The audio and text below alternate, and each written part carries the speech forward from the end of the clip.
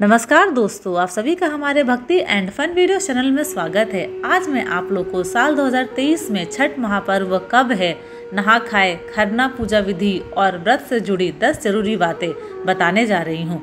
तो चलिए भक्तों, श्रवण करते हैं। उत्तर भारत का लोक पर्व छठ पूजा कार्तिक मास के शुक्ल पक्ष की चतुर्थी तिथि से शुरू होकर सप्तमी तक चलता है। छठ पूजा पर्व सूर्य भगवान और षष्ठी माता को समर्पित है।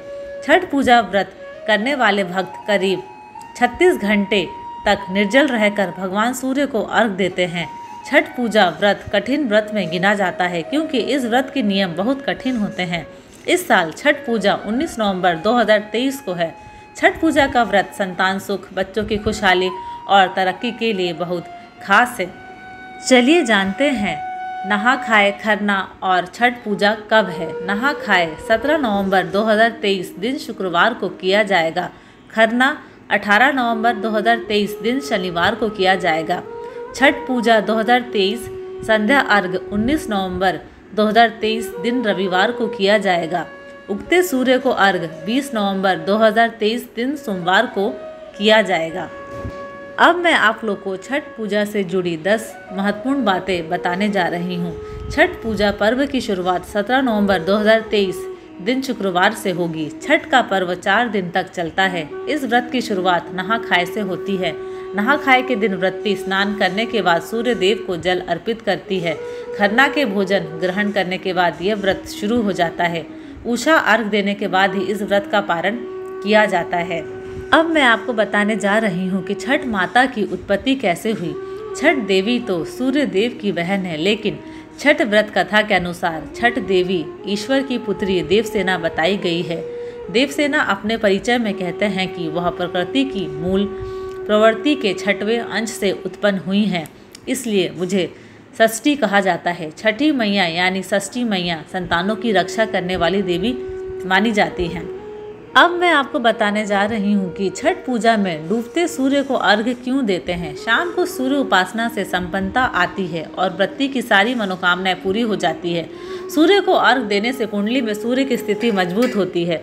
छठ पर्व में पहले डूबते और बाद में दूसरे दिन उगते हुए सूर्य को अर्घ्य देने का यही संदेश है कि जो डूबा है उसका उदय होना भी निश्चित है। इसलिए विपरीत परिस्थितियों से घबराने के बजाय अच्छे दिनों के आने का इंतजार करें। छठ पूजा से प्रचलित कथा एक मैं आपको बताने जा रही हूँ। छठ पूजा प्रारंभिक वैदिक काल से चली आ रही है, जहाँ ऋषि कई दिनों तक उपवास कर ऋग्वेद के मंत्रों के साथ पूजा करते थे।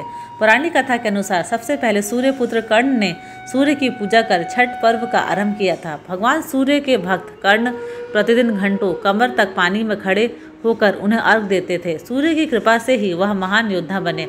आज भी छठ में अर्घदान की परंपरा प्रचलित है। और चलिए जानते हैं छठ पूजा में नहा खाए क्या है। व्रत के पहले दिन नहा खाए का होता है। इस दिन नमक वर्जित होता है। व्रत करने वाला स्नान के बाद शुद्ध होकर नए वस्त्र धारण करता है। लौकी की सब्जी और चावल खास तौर पर चूल्हे पर पकाते हैं। पूजन के बाद प्रसाद रूप में ग्रहण करते हैं। अब चलिए जानते हैं खरना के दिन क्या होता है। खरना छठ पर्व का दूसरा दिन होता है। इस दिन सूर्यास्त के बाद गाय के दूध, गुड़ की खीर और घी लगी रोटी, फल से भगवान का भोग लगाया जाता है। इसके बाद से 36 घंटों तक निर्जला उपवास शुरू हो जाता है। यह उपवास चौथे दिन सूर्य को अर्घ देने के बाद समाप्त होता है। अब जानते हैं कि संध्या अर्घ में क्या करें। छठ पूजा वाले दिन डूबते सूर्य को अर्घ दिया जाता है। इस दौरान सूर्य देव अपनी पत्नी प्रत्युषा के साथ होते हैं। प्रत्युषा को अर्घ देने से सौभाग्य में वृद्धि होती है। प्रसाद ठेकुआ बनाते हैं और अर्घ के समय सूप में फल, केले की कदली और ठेकुआ भोग के रूप में रखकर सूर्य भगवान को अर्पित किए जाते हैं।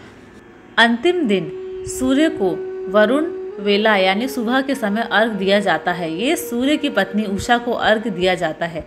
इससे वंश वृद्धि का वरदान मिलता है। उगते सूर्य को अर्घ देकर व्रत संपन्न होता है। अब मैं आप लोग को छठ पूजा में व्रत की पारण विधि बताने जा रही हूँ। छठ का व्रत खोलते वक्त सबसे पहले पूजा में चढ़ाए प्रसाद जैसे ठेकुआ, मिठाई ग्रहण करने का विधान है। इसके बाद कच्चा दूध पीते हैं।